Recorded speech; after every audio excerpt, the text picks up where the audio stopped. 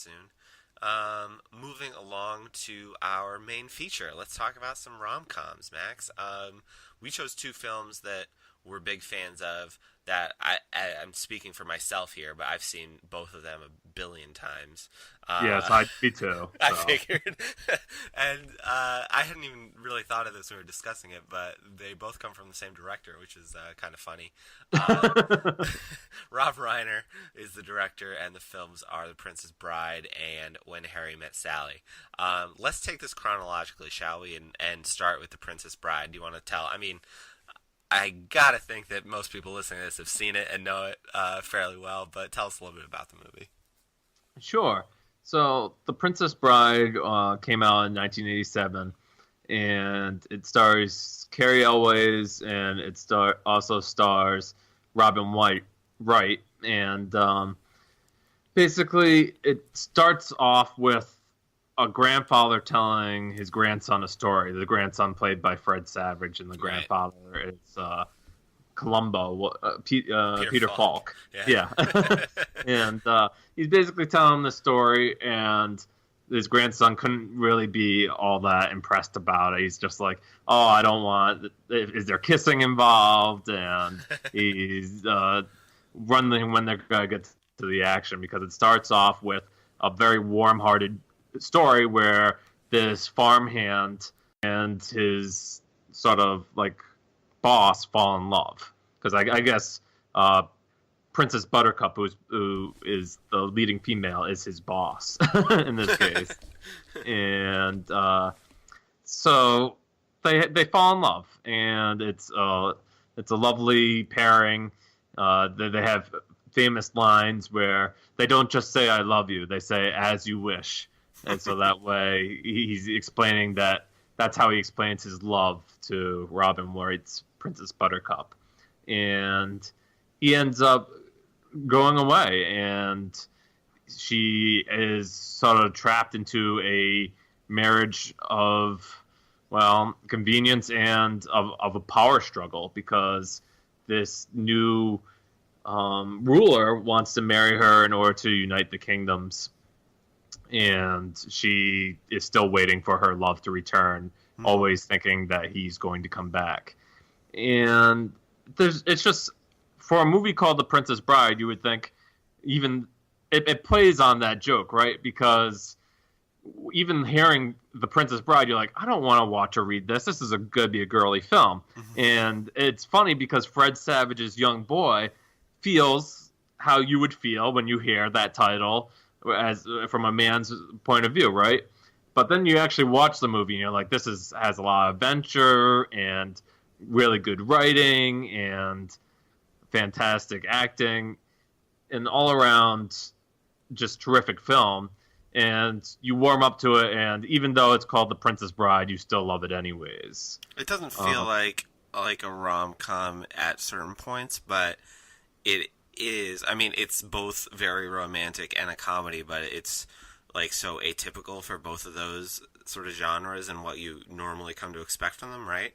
And I mean, we'll talk about When Harry Met Sally when we get there, but that's like more of like exactly what you would expect out of a romantic comedy, just extremely well executed.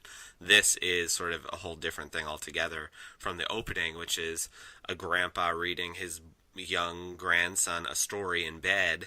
Like, that's not a romantic comedy start at all. You know what I mean? And yeah, then you jump back to this fantastical world, and you have all these characters who just belong in. I don't know if I should say a different movie or an insane asylum. Probably both.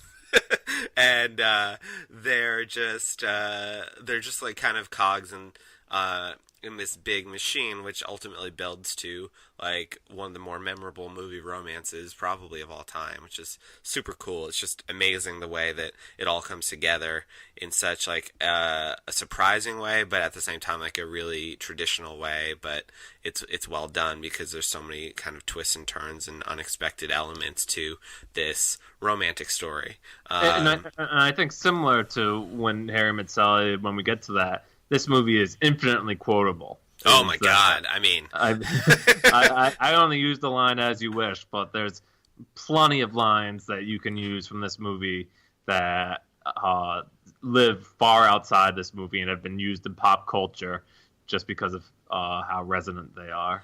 Yeah, well, I mean, we didn't talk about one of the other main characters, who's played by Mandy Patinkin. His name is Inigo Montoya, and somebody killed his father and must prepare to die. It's just he says it over and over and over again. He's waiting to use it on the person in question, and I mean, Mandy Patinkin has obviously had a fairly storied career. He's done a lot over the past 30, 40 years, I guess, but certainly I think Inigo Montoya is the character that most people remember him for. You also have two of my favorites, are Wallace Shawn, and he has such a phenomenal scene where he's plays a character named Vizzini. Vizzini. I Yeah. want to say Venezia, Vizzini, and he is at one point sort of having a duel of wits, if you will, with Wesley. Cary Elwes' his character, and there's a cup, two cups. One of them has poison in it, and the other does not, and they're each going to drink one, and Vizzini basically talks himself into death. Literally, he talks himself to death. But it's an amazing sequence. Wallace Shawn is just so funny. And then another personal favorite to me, which is like probably the reason I watched this movie when I was a kid, was because Andre the Giant's in it. Because I was a big wrestling fan growing up, and when I found out that he was a movie star, I was like, oh yeah, like let's watch the Andre the Giant movie. And this movie is not necessarily the Andre the Giant movie, but he looms large, literally and figuratively, as Fezzik. Yeah, in the many, many DVDs and Blu-ray releases that this movie has seen, I've listened to one of the commentary tracks, and I always thought it was fascinating that at this time, Andre the Giant's back was really bothering him. I mean, after all of wrestling and all that. So anytime you see in the movie where there's someone on his back, they're actually standing on like a stool or a box because his back could not support them. Yeah, I just think that's fascinating. That is fascinating. I actually didn't know that. Now he, 1987 was a WrestleMania 3, so he was kind of at the peak of his popularity as a wrestler, right around the time this came out. But he only had a few more years left before he retired, and then shortly after that he passed away due to complications from. Anyway, and being a giant guy. that's what I mean. His body wasn't really meant for all the strain he put it through. But still, like, he's a big part of this movie for me, and why I love it. Now, we're recommending both of these movies to people to watch for Valentine's Day, or, you know, just generally speaking with their significant others. Do you have you watched this with your wife? Do you have any, like, stories behind that? Like, why this is, like, a fun Valentine's Day movie for you? Sure. And I mean, this movie does mean a little bit more to me because of what it means between my wife and I. And I had planned on her wedding band to put As You Wish on it, but the letters weren't going to show up. It was going to be too hard to see. And when we went to TIFF, most recently, we saw a live read of The Princess Bride. Oh, yeah, and we had Cary Elwes there reprising his role as Wesley, and a lot of other stars filled in for the other roles. And it was quite a thing to see. And she's the one who really introduced the movie to me, because as I said, I avoided it for a lot of years because of its name, because it was called The Princess Bride. And I'm here telling you today that was a mistake, and don't make the same mistake I made and watch The Princess Bride. Yes, don't be a Fred Savage. Be a Peter Falk and embrace the story, because it's wonderful. Right, even like there's the sword fight between Inigo Montoya and Wesley, with Cary Elwes' character and Maddie Patinkin. And in the book or in the script, it's just written as one of the greatest sword fights ever. And then you actually watch it, and they choreographed it so well, and you're like, at the end of it, you're like, yeah, maybe it is one of the greatest sword fights ever. Like, they really planned it out and hit that goal. So that's funny. I didn't know that. Yeah, it is. It's a great sword fight. I mean, it's just a super movie. Should we jump over to Rob Reiner's next movie on our unofficial Rob Reiner episode? Well, we will. But is there a particular scene other than the scene with Vizzini that you particularly love, or? I mean, that's the standout scene for me. It's like, I mean, that's one that like I'll just watch out of context on YouTube for fun Sure. because it's wonderful. Do you have any others that you really really like? Yeah. I mean, there's stuff with Billy Crystal as Miracle Max. Oh, sure. Yeah. Who's later helping Carrie Elways when in his time of need. I won't spoil anything there. And then I don't know.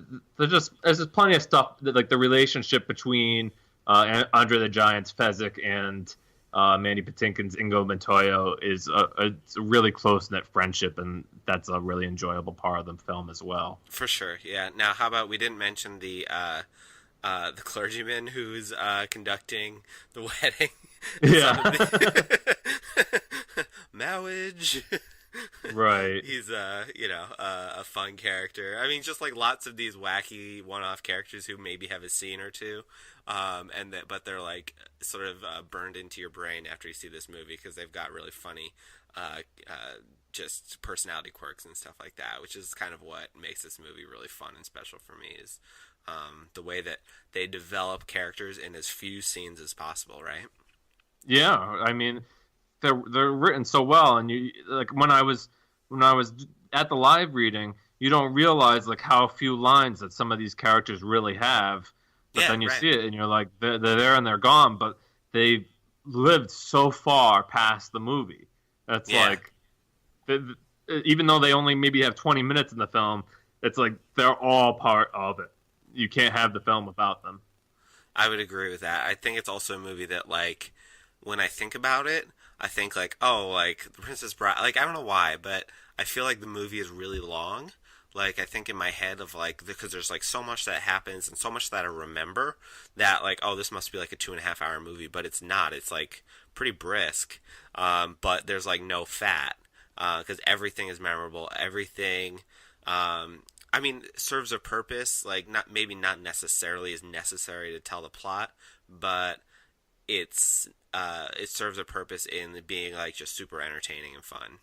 Sure, like even you have Carrie Elways' characters climbing up the side of a mountain, and then Inigo Montoya, as Manny Patinkin, is just like up at the top, and he's like, "Oh, I should be a gentleman and just wait for you to get up to the top, and I shouldn't cut this rope and kill you." And it's just like their exchange is hilarious. It's like you guys don't need to do this, but they wait and they have a great sword fight anyways. Yeah, right. Yeah, it's fun.